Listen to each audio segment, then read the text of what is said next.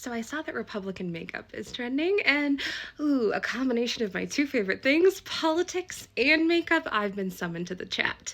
And so I've got a couple tips and tricks for you.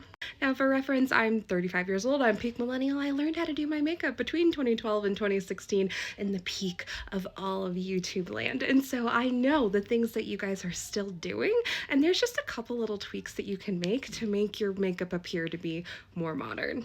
I've also never had any sort of like filler or Botox or anything. This is just from things that you probably have in your makeup kit already.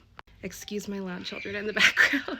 The most important part of any makeup look is the base. Like, you have to make sure that your skin is exfoliated and well hydrated.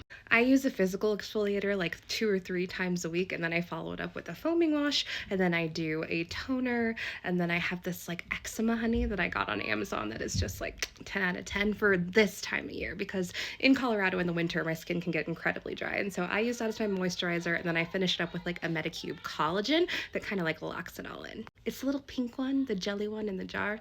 10 out of 10. And then after that, I will spray my face with my setting spray, and that kind of helps keep the moisturizer where it's supposed to be and provide a barrier between your oily moisturizer and your foundation, and it keeps it from breaking up throughout the day. Now, I love a bright under eye, but the way to keep it looking more modern is to do your concealer first. So I'll put one dot here, here, here, here, and on the corners of my mouth, and I will blend those out before I do anything else, because that allows it to just meld nicely with the rest of your makeup, and it will make it so that you don't have foundation under your eyes and then a concealer on top, so it doesn't get all cakey and creasy underneath. Then you do eyeshadow, and the eyeshadow starts, like, you can see that I start with my crease like way up here with like a light brown shadow, and then I will go like kind of sideways with a darker shadow to about here. I'll do a midline shadow in through here, and then I will do like a creamy shadow in the middle side, not creamy in texture but like cream in color up to here, and then you just blend, blend, blend, blend, blend. Like, don't just place it and leave it. That's the problem. You have your placement correct, but you have to also make sure that it blends seamlessly so that you can't even tell where the different colors are. It forms a gradient. It's not just like light, dark, white, middle. It has to be like smushed out on the edges. You're almost there. It just takes a little bit more time. After that, to keep my eyelashes from getting too clumpy, because I have really long eyelashes that have an affinity for each other, they love each other, and it's really hard to keep my eyelashes from getting too clumpy, I'll like dust a shadow on top before I put on my mascara. And then in terms of eyeliner, you have to ask yourself what you're trying to do with your eyes. Like, my eyes are already pretty big and they're already somewhat upturned, so I don't really change the shape of my eyes too much. I have a really thin line here with just a tiny little nick, so you can see where my mascara has already gotten on my lid. Nobody's perfect. I just do a tiny little line right there, and that is all. I don't need to go crazy and have a big old giant line. That will give you raccoon eyes. And over the day, your eyeliner is going to just slowly go up anyways because of the oils on your skin. So make your eyeliner thinner than you think it needs to be when you start.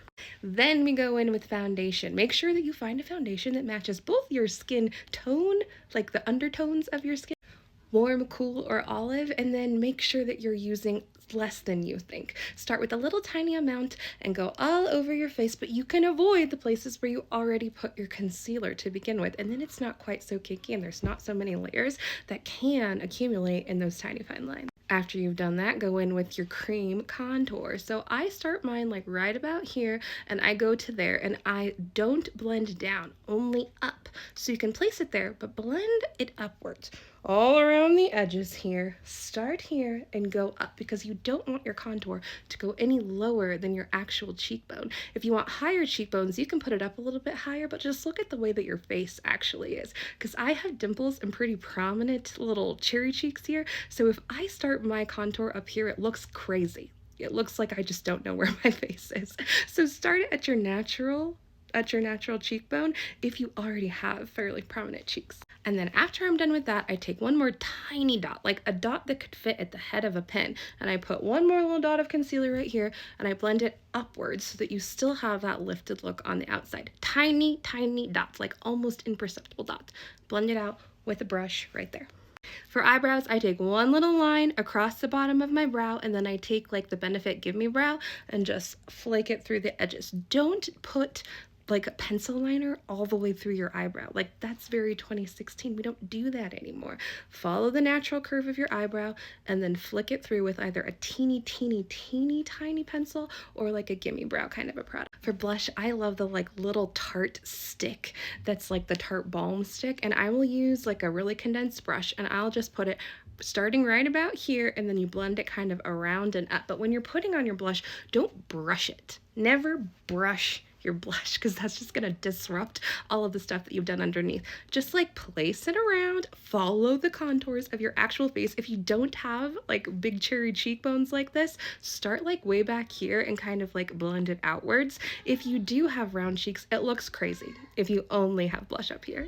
If you've overdone it on your blush, use a finely milled face powder to just very lightly dust over it, and it will make your blush just blend in with the rest of your makeup. And if you want to add more, it's much more easy to add more than to start with too much and take it away. So if you're doing a powder blush on top, I used like a little bit of an orangey color today, but like really slightly. Dust it in, brush it off or tap it off, and tap it onto your face. Don't brush it, because that's when it gets looking like patchy and crazy. I use a little teeny tiny bit of cream highlighter right here, and right here. And then for lips, I always use a lip liner that's close to the color of the lips that I'm going to be using, because if it's too much contrast, that can look a little bit crazy. And if you do want to use a richer, darker lip liner, just blend it. Like, don't make it such a harsh line. You can just use your fingers or do this to blend your lip liner to give yourself like more of an ombre look instead of just like and then whatever lip gloss you want on top. And then to finish it all up, spray it, and you're done. See, it's virtually the same, just with a couple little tweaks. Let me know what you think about this.